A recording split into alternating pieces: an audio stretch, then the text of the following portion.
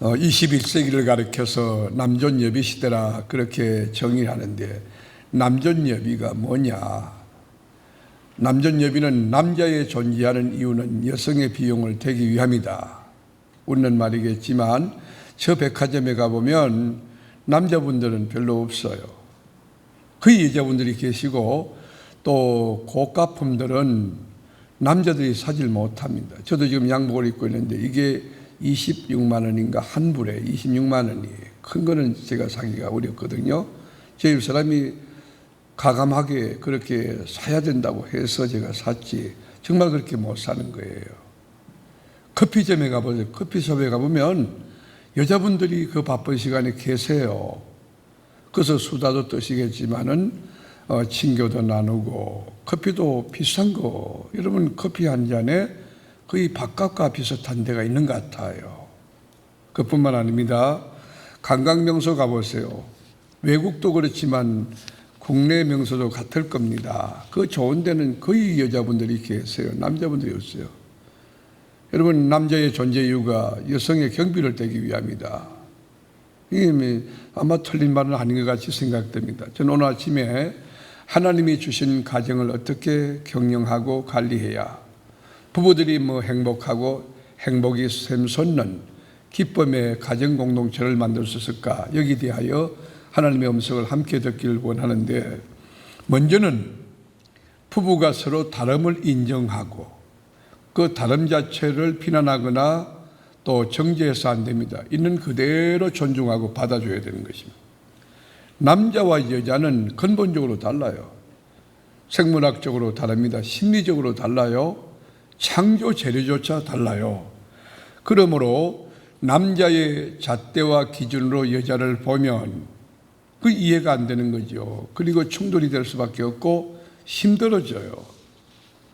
상대방의 개성과 가치관과 또 경제관과 인생관 모든 것을 존중해주고, 그분은 그대로 저렇게 생겼나 보다 그러면서 칭찬하고 그것이 개발되고 발전할 수 있도록 응원 지지하는 노력이 필요한 것입니다.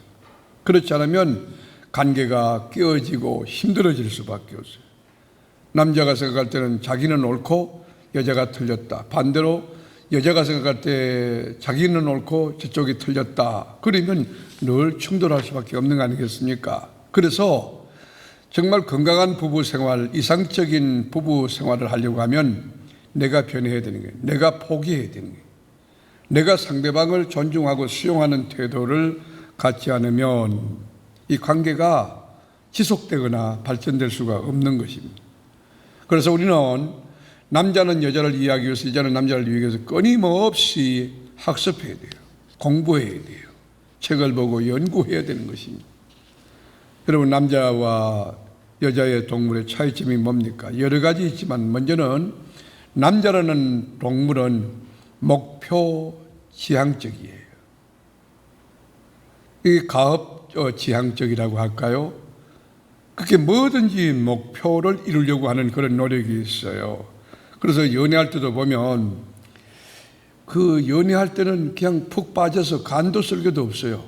이게 미친 사람인지 온전한 사람인지. 남자라는 동물은 그렇게 단순해요. 그러니까 남자가 아무리 바빠도요 시간 냅니다. 아무리 피곤해도 새벽 2시라도 사랑하는 여자가 있으면 오라 그러면 가고 또 만나려면 가는 거예요. 그래, 피곤해도 마찬가지. 여러분, 공간적으로 시간적으로 저 미국에 있고 저 서울에 있고 목포에 있고 관계없어요. 미국 같으면 비행기 타고 가고요, 목포 같으면은 열차 타고 가는 거예요. 그러니까 가지고는 사랑한다 고백하고 당신 없인 못 살아요 그렇게 고백을 하거든요. 근데 이상한 것은 결혼만 딱 하고 나면 사람이 달라져요. 그렇게 결혼하기 전에는 안 그랬는데 왜 결혼하면 이 사람이 변했느냐고 하는데, 그게 변한 게 아니고 본 모습으로 돌아간 거예요. 남자가 그렇게 생겨먹었어. 박용재 장로님이 그렇고요, 길거슬 장로님이 그렇고, 남자라는 동물은 공통적으로 다 그렇게 생겼다 이게. 반대로 여자는 어떠냐? 여자는요, 결혼이라고 하는 것 자체가 새로운 시작이에요. 결혼식을 딱 끝나면 그때부터 여러분 49.115km 마라톤 선수처럼 그때부터 운동화 끈을 걸머 매군요. 그리고 자기가 신데렐라가 된 것처럼 착각하고, 그때부터 이 결혼 연애할 때에 정말 다정하고 따뜻하고 구체적이고 아주 자기에게 올인했던 그 남편, 그 왕자, 그게 자기에게 이 시종될 줄로 그렇게 착각을 하고, 그리고 어떻게 하느냐, 결혼한 그 다음 날부터 자기야 빨리 나와, 그러면서 데이트 신청을 하는 거예요. 특별한 관계인 것처럼 이해하고, 그리고 자기에게 삶의 우선순위 넘버원 자기에게 둘 줄로 알고, 그렇게 둘만의 시간을 희망하는 것이에요. 여러분, 그런데 남자는 어떻습니까? 반응이 싸늘한 거예요. 뭔 데이트냐는 거예요. 결혼했으면 됐지. 결혼했으면 토끼는 잡아놨는데 왜 내가 당신에게 시간을 내야 되느냐.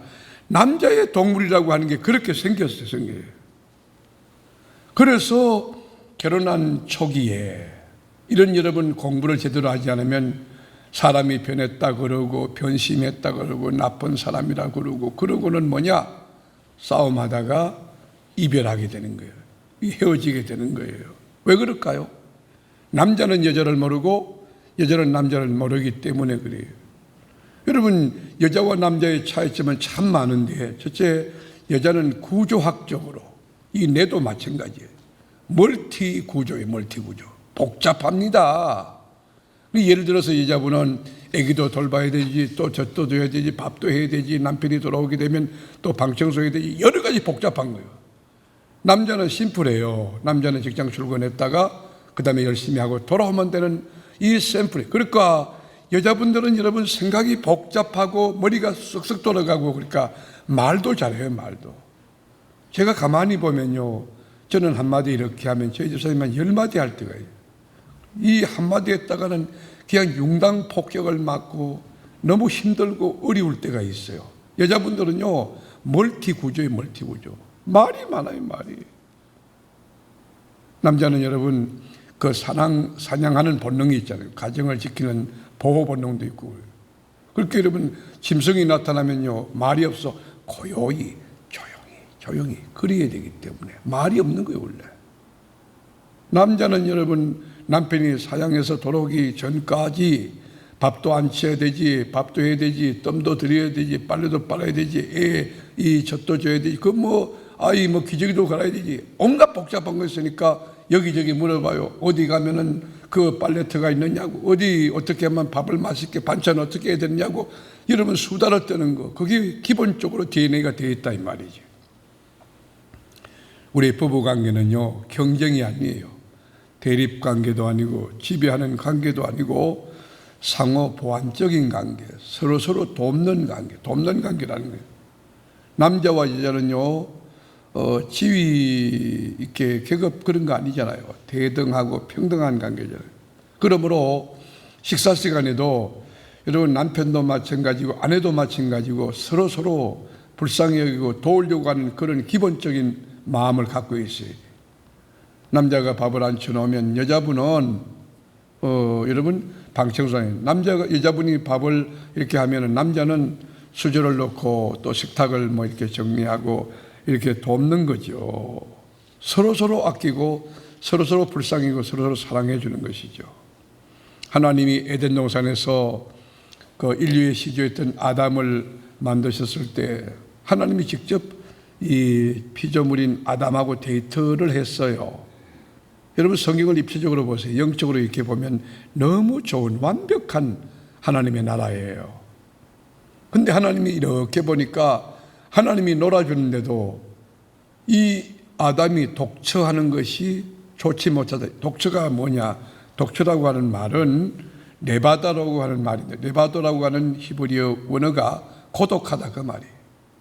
하나님이 놀아주는데도 이게 모가지를 털고 앉아가지고 고독하고 외롭고 이게 하나님 보시기 좋지 못해서, 그래서 돕는 배필로 하와를 만들어요. 하와를 만들 때 뭘로 만들었느냐? 남자의 갈비뼈를 뺐는데 깊이 잠들게 했어요. 그게 여러분 전신 마취의 처음이에요. 근데 그 갈빗대라고 하는 게 뭐냐면, 갈빗대라고 하는 것이 히브리 말로 첼라라고 하는 말인데, 옆구리예요, 옆구리. 옆구리에서 뺀 거예요. 만에 하나 머리에서 뺐으면요, 여자분들이 남자 머리에 올라앉았을 거예요. 하나님이 옆구리에서 뺀 거, 이 갈빗대, 이게 뭐요? 평등한 관계, 평등한, 대등한 관계라고 하는 거예요. 대등한 관계. 여러분, 돕는 배필로 우리를 줬는데, 돕는 배필이 뭐냐? 적절한 조력자라고 하는 게, 적절한 조력자라는 뜻이 헬프메이트. 그러니까 우리를 뭐냐? 조력자로 아내를 준 것이에요. 여러분, 어떻게 돕는지 아세요? 굉장히 귀한 겁니다. 여자분들이 보통 귀한 게 아닙니다. 남자를 영적으로 돕습니다. 여러분, 현모양처라고 하는 여인은요, 남자에게 영적으로 중보 기도하면서 말 한마디 한마디 격려하면서 부족한 부분을 보완하는 그런 차원이 아니고 완전히 부족한 데서 구원해내는, 아주 구조해내는 그 수준까지. 남자 자체로는 완전할 수 없거든요. 그런데 아내가 그 부족함을 메꾸어서 이 완전한 인격체로 만들어줄 수가 있는 거예요. 정서적으로도 도와줄 수 있어요. 남자가 여러분 덩치는 크고 뭐 용감한 것 같죠? 여러분 굉장히 약한 동물입니다. 그게 여러분 여자분들이 높은 위치에 계실 때, 힘이 있을 때 그 불쌍한 남편들을 잘 돌봐주셔야 돼요. 결혼이 뭡니까? 창조 질서예요. 하나님의 창조 질서. 창조 질서의 완성이고 하나님이 만드신 최고의 걸작품이 뭐냐? 결혼이라고 하는 제도입니다. 그리고 결혼을 통해서 참된 안식을 우리가 경험할 수가 있고 천국의 모형을 우리가 볼 수가 있는 거죠.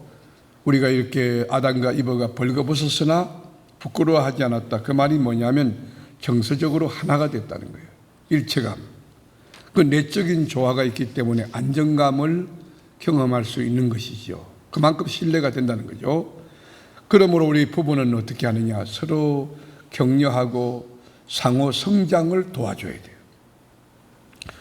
저는 그 교회를 개척하고 몇 년 전까지도 뭐 그랬죠. 계속 공부했습니다. 학부 마치고 한남대 그 대학원 공부 마치고 또 장로신학대학원 또 하고 또 미국의 샌프란시스코 그 박사과정 하고 유인대학에서 또 박사하고 장로신학대학에서 또 박사하고 계속 끊임없이 공부했어요. 학교의 적을 두고 이렇게 부족하지만 그저 노력하고 공부하고 그랬는데 제 마음속에 늘 미안한 마음이 있었어요.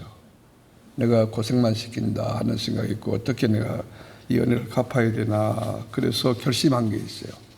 내가 공부를 끝날 때쯤 되면 우리 집 사람이 공부할 수 있도록 도와줘야 되겠다. 그리고는 제가 그 약속을 지켜나가기 시작했습니다. 공부를 안 하다가 가정주부로 오래 있다가 공부한다는 게 엄두가 나지 않았어서 공부하려고 하지 않았어요. 제가 대학원 원서를 사가지고 갖다 줬습니다. 원서를 쓰도록 격려하고 할 수 있다고 자신감을 넣어주고 그랬어요. 그래서 이제 석사를 마치고 박사 공부를 쭉 하는데 박사 과정은 하는데 논문이 자체가 쉽지 않잖아요. 그걸 포기하려고 그러는데 끝까지 할 수 있다고 격려하면서 그러고 난 뒤에 이제 박사학위를 받고 대학에서 강의를 하는데 그 강의가 원래 그 가르치는 그 티칭의 은사가 있는 것 같아요. 학교에서 평가가 너무 좋아요. 그래서 그 대학 원장하는 독일에서 온 친구가 저에게 피드백을 해서 좋았어요. 학교의 교수 평가에서 최고다. 뭐 그런 이야기. 본인도 그 즐거워하고 그런 것이에요. 여러분 우리가 남편은 아내를, 아내는 남편을 서로 성장할 수 있도록 도와주는 거 이거 참 중요합니다. 이게 이제 이런 이 제가 글을 읽은 적이 있는데 어떤 들판에 500마리의 사슴을 거느리는 왕 사슴이 행복하게 살고 있었다고 합니다. 그런데 어느 날 사냥꾼이 나타나서 이 사슴을 잡으려고 덫을 놓은 거예요. 아무것도 모르고 그 왕사슴이 그저 자신감과 용기를 가지고 나를 따르라! 그리고는 이 앞을 가다가 그만 덫에 걸리고 말아요. 덫에 걸리자마자 이게 여러분 풀려고 나오려고 몸부림을 칠수록 더 옥죄어오는 것이에요. 그런데 놀라운 것은 사냥꾼이 총을 가지고 가까이 이제 잡았으니까 가는 거예요. 그런데 그때까지 누가 옆을 지켰느냐? 그의 아내였던 암사슴이. 다른 500만은 다 도망쳤는데 암사슴만은 그 옆을 지키고 있었어요. 그러더니만 사냥꾼에게 다가가서 용감하게 말합니다. 사냥꾼님, 총을 버려주세요. 총을 버려주세요. 제가 대신 죽겠으니 저 남편을 살려주십시오. 제가 대신 죽겠습니다. 그렇게 이야기했어요. 사냥꾼이 감동이 되었어요. 이렇게 남편을 사랑하는 사람이 있는가. 그래가지고는 왕사슴을 풀어줬다고 해요. 그러면서 하는 말이 둘이 행복하게 잘 살거라. 그렇게 축복까지 해줬다는 거예요. 암사슴이 너무너무 기뻐서 고맙습니다. 정중히 인사하고 이렇게 말했어요. 남편과 나란히 새살을 얻어서 사랑의 보금자리로 돌아갑니다. 여러분, 아내는 남편을 위해서 몸 던질 수 있다고 생각해요. 모쪼록 이 아침에 하나님 주신 말씀을 마음에 두고 그 남편은 아내, 아내는 남편의 서로 다름을 인정하고 존중해주는 태도, 그걸 우리가 가지고 상호 보완적이다. 그리고 서로 격려하며 또 서로 성장을 도와주면서 그리고 사랑으로 실수와 허물도 덮어주면서 격려하고 축복하고 걸어가는 여러분의 남은 생애가 주 안에서 행복이 샘솟는 축복된 삶이 되기를 주의 이름으로 축원합니다.